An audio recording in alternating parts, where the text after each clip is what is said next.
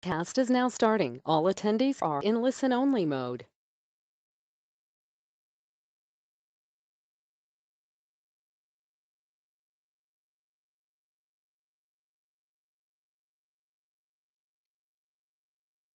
Hi everyone, welcome to WatchGuard's Q2 live Q&A with product management.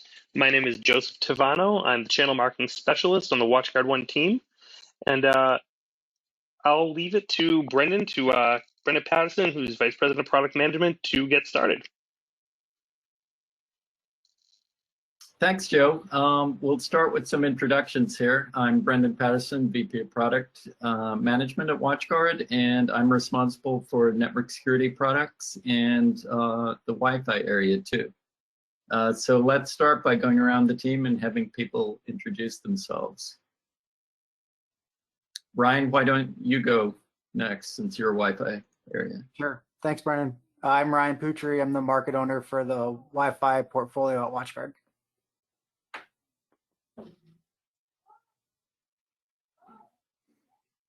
Ben? Yeah, hey, Ben Oster. I'm Director of Product here at WatchGuard. I manage our Passport portfolio and DNS Watch Go specifically, or DNS Watch specifically. And Fabio. Hi, I'm Fabio Mansur. I'm Product Manager of the AlfPoint, or of the authentication product.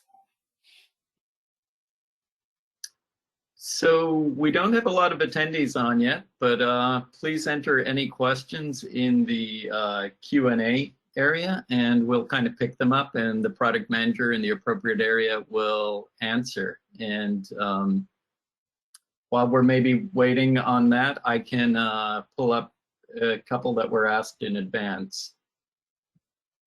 Starting with one for you, Joe, actually, if you're still on, are there any plans to offer these sessions in Spanish? Not at this time, but we can be exploring that in the future. I know that is a request we get often, so we're going to take that under advisement and see what we can do for Q3 and Q4. Okay. And one of the things we've been hearing in industry, I've heard today a partner telling me about some of their switch makers, they're running into shortages because of supply chain issues with processors. So there's a question here asking about product availability in the channel with all the chip shortages in the world right now. And specifically, they're asking about Wi-Fi. So I'll throw that over to you, Ryan. I think you've some good news for us on this front. Yeah. Well, WatchGuard's been affected like all manufacturers on availability. We have been able to kind of replenish our stock. And as far as, today we have inventory of all of our available models, and we've got good orders in place with our manufacturers to keep those in stock. If anything happens in the future, we'll communicate that information to everybody as best we can. Great. And I'll answer on the Firebox side. We've been fortunate, no shortages of our product. When COVID and pandemic first became an issue this time last year, we actually bumped up our typical supply that we order of inventory in-house. So we're looking good there. Don't anticipate any shortages of product. Here's another question. I see Fireware 12.7 is in beta. Looks like it will release soon. Can you talk about the advantages of the integration we have between Firebox and AuthPoint? Maybe that's one you can start with, Fabio. Yeah, nice one. So we are doing a direct integration between the Firebox and AlfPoint for the VPNs, instead of using a radius server. So you don't need to install or to have a gate or a radius server in your on-premise environment, and the Firebox will connect it directly to the cloud. And we have some advantages of that. One of them is removing the intermediate step there. That's the radius protocol. That's one potential point of failure, one machine that you have in the middle. Another one is that you now have an option or have the possibility to have the IP address of the end user that don't have this on the radios, so we can apply network policies for the user as well. And also the options to use our OTP or push as policies, and the user to choose which policy he wants to use when he's using connecting the VPN. So I think there are good advantages. And one thing that we are missing is the integration with the pure Azure AD users when you don't have an Active Directory. But this is going to be fulfilled in the next release, 12.7. I'm not sure if it's 12.7.1, but .1, yeah. .1. Okay, so in May we're going to have this as well. So we're going to have full coverage of these integrations. Yeah, it's so important to have multi-factor authentication between the just having stronger authentication on things like VPNs or even administration of the Firebox itself. And this integration makes it so much easier. I know a lot of partners I've talked to have been really excited about it. We've had an active beta going on for the past couple of months, getting good feedback on it and many people using it. And that release is on track now for next week, middle of next week, Fireware 12.7. So Ben, mentioning betas, that's probably a good segue for a topic for you. Panda has been a huge news, the acquisition by WatchGuard of Panda. And can you tell us about the integration plans there and what's happening? Yeah, so since we announced the acquisition early, I think first half of last year, we have been working kind of tirelessly to get this thing integrated into WatchGuard Cloud.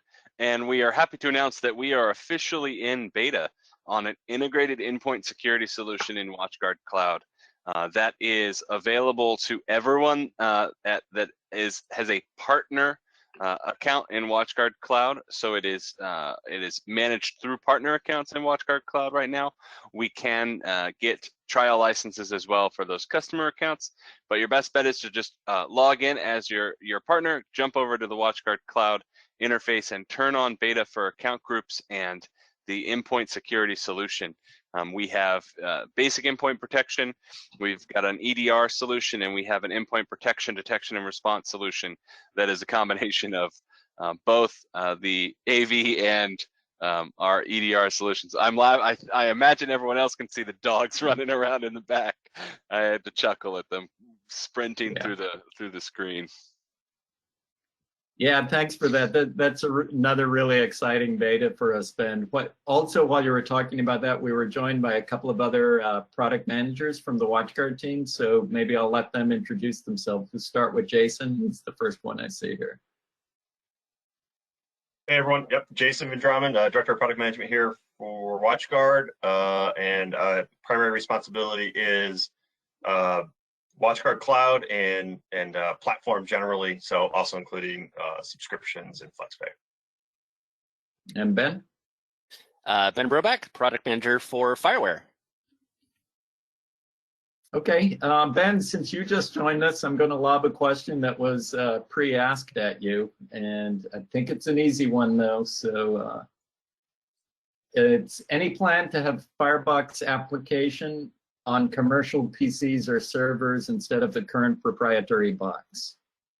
So I think that is, in a way, I wish Matthew was here too for Firebox. As far as as an application, the way we deliver it is as a virtual machine. So a Firebox VM can be installed on Hyper-V, on VMware, and on KVM.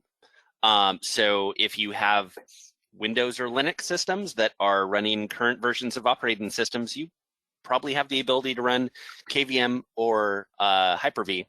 And VMware also has ESXi has a free version as well. So if people are worried about the cost of VMware, that there's normally an opportunity for them to get that installation as well. So not as an application, but yes, as a virtual machine. Okay, and going back to the live questions, thanks for that. Microsoft Exchange Server issues, is there any effects on any product lines? And I assume this is referring to the recent Hafnium exploit that made the news maybe 3 weeks ago now. So Ben, maybe I'll start with you to address how Panda can help with that and the impact on that. And while you're doing that, I'll look for the KB article we have on it that's really useful.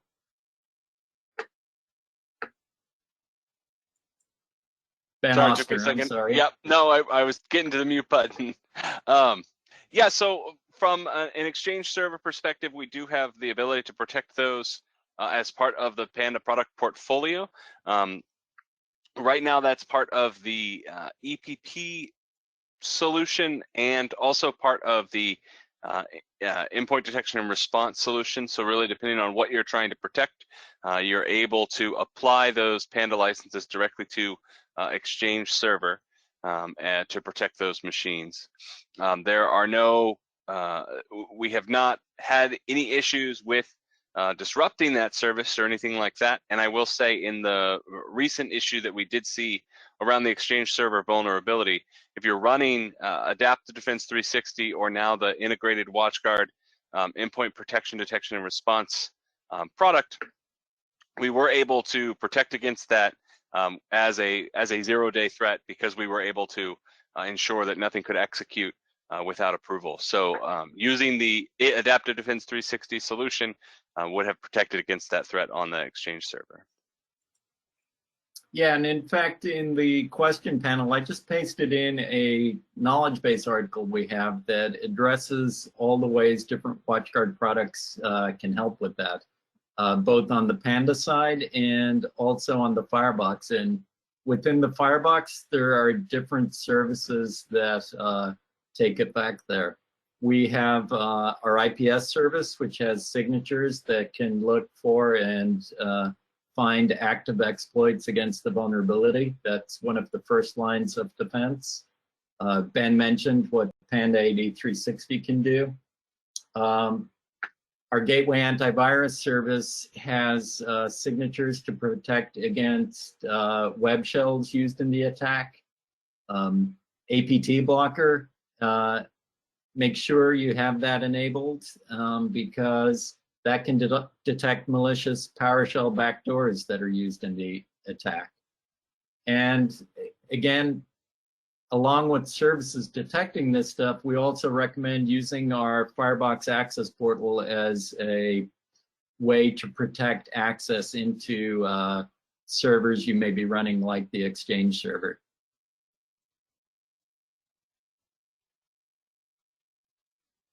Okay.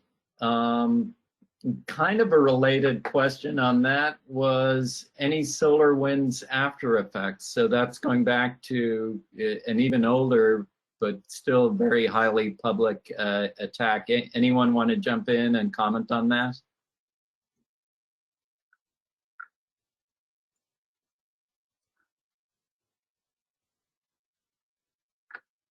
And again, I think pretty much like the Hafnium one, I think we had a KB article on that too that talked about the different aspects, the different layers of defense that can be used to on the Firebox to protect against exploits that were used there. But both of these attacks really highlight that as a security vendor, the importance of securing our own applications. And I think they really emphasize too how often credentials are used in attacks, the importance of strong authentication using a solution like AuthPoint for multi-factor authentication.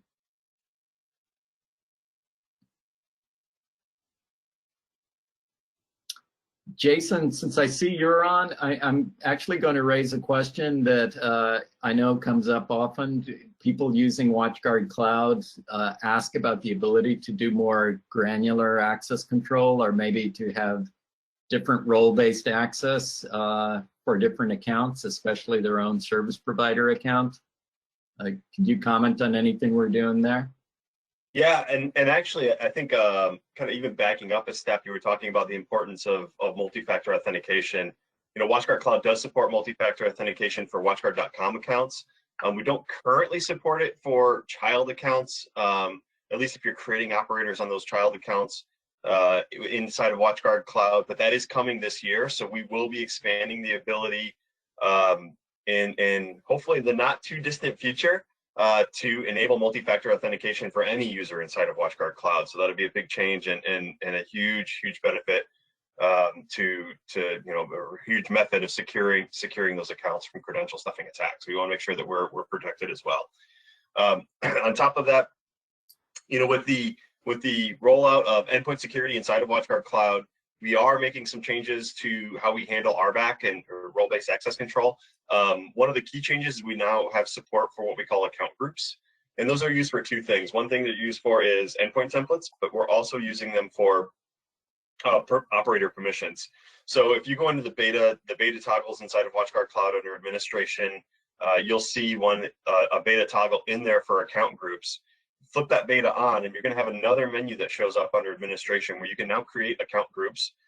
You can assign accounts to those groups, and then in your tenant, in your operators, you can actually attach different operators to those account groups. So one of the things that it lets you do is to wall off your own tenant, right? So you have that my own account kind of tenant under your account inside of WatchGuard Cloud. Maybe you don't want your technicians seeing what's happening. You don't want to co-mix your technicians with your own internal IT department. So you can put your own tenant account in its own group, and then isolate that from the rest of your actual clients. So that's just one thing that we've done to kind of help control access better inside of WatchGuard Cloud. We'll be looking at making some more improvements to that as we go, but that's where we're going to start for now. Okay, a lot of good stuff happening. So, and kind of a key thing I take away from that integrating Panda into the cloud doesn't just benefit the Panda users, but it's helped us build out some features in the platform that impact and benefit all the other products that use the platform. So we're still looking for more questions. Joe, we don't have a lot of people on this session, so this is probably one we can wrap up early, unless maybe we see more questions coming in. See Nalit or a few people on, so please ask questions. We're here to help out, but we also don't want to keep people longer than needs be. So this is also one we're happy to wrap up early. Talk about an intimate session. In the meantime, Brandon, just talk about a little bit of the risk policies of AllPoint. We launched in January the new framework for risk policy with the network locations, and now we are launching a beta for the time schedule policy. So you have the ability to define intervals of time and days where you define specific policies for that. And in the sequence in Q2, we're going to launch the geofencing. That's going to be based on countries, so you can define policies based on the country of the origin of the users that are trying to authenticate. So it's a interesting track of risk policies that we're going to be delivering each quarter until the end of the year or early next year to make more robust our zero trust strategy and things like that. Okay. Yeah, and any of these betas, there's a WatchGuard beta page where you can kind of go and always see what the latest beta is going on in any of the products. Usually each of the product managers here has something active going on in their product areas. Always happy to get feedback from people early in the dev cycle. Does anyone else have anything specific they want to share or any news update? Since Fabio's doing shameless plugs, I'll do one of my own for the trials experience inside of WatchGuard Cloud as well. So if you're a partner, definitely go take a look at that. It's also part of the endpoint beta right now, but go check that out. Super easy way to enable trials on all of your tenant accounts. You can see what's happening right there. No, you don't have to worry about going back to the portal, to support center, spinning up licenses for endpoint. And you can just go into that trial center, hit a toggle, and it'll enable a trial on that sub account. We'll be looking at expanding that as well throughout the year, and we'll be bringing all the other services to that trials page too. Yeah. Maybe get feedback on it. Good stuff. I see a new question has come in. How about email protection improvement after changing OEM from Spamina to Siren? And I'm not sure if that's referring to something on the Panda side, but on the Firebox side, let me address it first. We actually changed our OEM from Siren to Proofpoint CloudMark and have seen a lot of positive reaction from people. And I just want to remind anyone who's running a firmware version before 12.5.4 that uses Spam Blocker, you need to upgrade by the end of July to get on the new Proofpoint engine, because we'll be end-of-lifing that Siren engine at the end of July. And Ben, it sounded like you wanted to reference something on Panda. Yeah, and I think likely they're talking about the email protection solution from Panda because it was a Spamina solution that was being resold through an OEM relationship. Spamina was actually acquired by a company in Germany, and that was one of the reasons that Panda wanted to move away from that platform, because that company acquired it and end-of-lifed it. But the technology that was acquired by Hornet Security, and we have signed a new agreement with them to use their whole platform, not just the Spamina platform. So as we take the new Hornet Security email protection platform and incorporate that into the product portfolio, you will see a lot of improvements in the existing email protection solution, from a simpler spam solution to a full-fledged cloud-first email protection solution. That is in the backlog and being worked on, but that's an integration on top of the Panda to WatchGuard integration. So I don't really have any details around when we'll start to see those changes, but we are improving that and changing the OEM. Good stuff. Any further questions? I'm not seeing more come in. We can. Anything else anyone on the PM team specifically wants to share? I think we can wrap this one up. Joe, do you have any final words? No, I just want to thank everyone who joined today, and we'll stay tuned for further Q&As coming soon and later this year. Thanks, everyone. Okay, thanks to everyone on the PM team from joining all around the world. Take care. Take care. Thank you. Thanks, all. And thank you, Joe. Thank you. Bye. Bye.